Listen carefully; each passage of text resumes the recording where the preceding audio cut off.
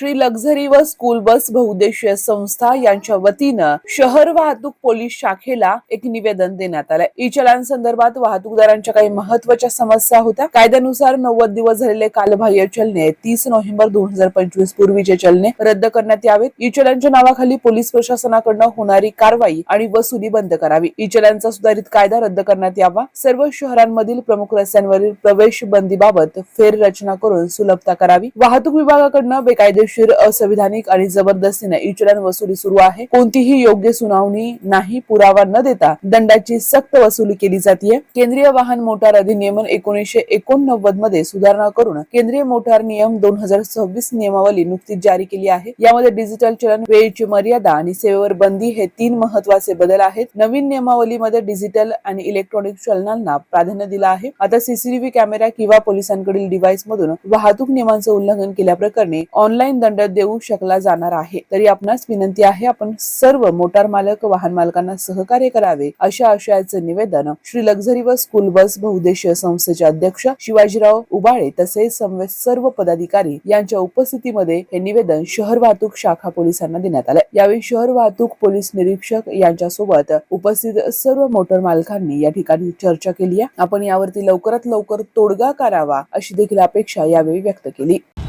Luxury बस व school bus असोसिएशनचे सर्व जमा झालेले आहोत। जमा होण्याचं कारण एकच की आपल्याला ज्या चुकीच्या पावत्या होत्यात तर त्या बाबतीत आम्ही निवेदन द्यायला इथं सर्वजण आलो होतो। त्या आम्ही निवेदन सरांना देतोय आणि सर आम्हाला नक्कीच सहकार्य करतील याची आम्ही अपेक्षा बाळगतो।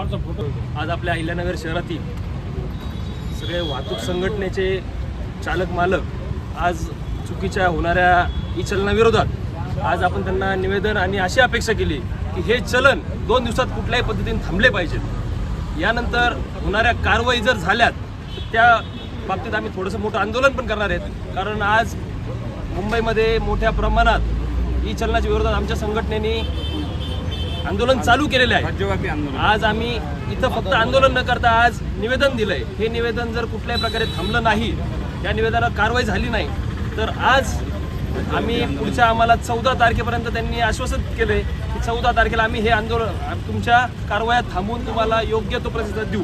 जर असं झालं नाही, मोठ्या प्रमाणात आंदोलन होईल आणि आम्हाला त्यांच्याकडून सहकार्याची भावना अपेक्षा आहे। त्यांच्याकडून सहकार्य झालं तर आमच्या वाहतूक संघटनेकडून त्यांनाही सहकार्य कायम मिळेल। माननीय श्री PI साहेब, अहिल्यानगर शहर वाहतूक शाखेचे साहेब यांनी आमच्या या ठिकाणी बऱ्याचशा गोष्टी ऐकून घेतल्या, त्याबद्दल त्यांना धन्यवाद देतो। तसेच आज आपण या ठिकाणी राज्यभर जे आंदोलन उभारलेले आहे ई चलन विरोधात, त्यात बऱ्याचशा काही त्रुटी आहेत। ज्या त्रुटी काही इलेक्ट्रॉनिक माध्यमातून असतील, काही डिव्हाइसमधून असतील, काही आमच्या ज्या प्रमुख मागण्या आहेत की ज्या डिव्हाइसनी सेल्फ मोबाईलमध्ये न फोटो काढता डिव्हाइसमध्ये काढावेत, अशा बऱ्याचशा मागण्या आम्ही लेखी स्वरूपात दिलेल्या आहेत। त्या लेखी मागण्यांचं आज या ठिकाणी माननीय अहिल्यानगरचे शहर वाहतुकीचे PI साहेब, माननीय बोरसे साहेब यांनी ते निवेदन स्वीकारलेलं आहे। तसेच त्यावर योग्य ती कारवाई व्हावी आणि आम्हाला अपेक्षेप्रमाणे न्याय मिळावा ही नम्र विनंती।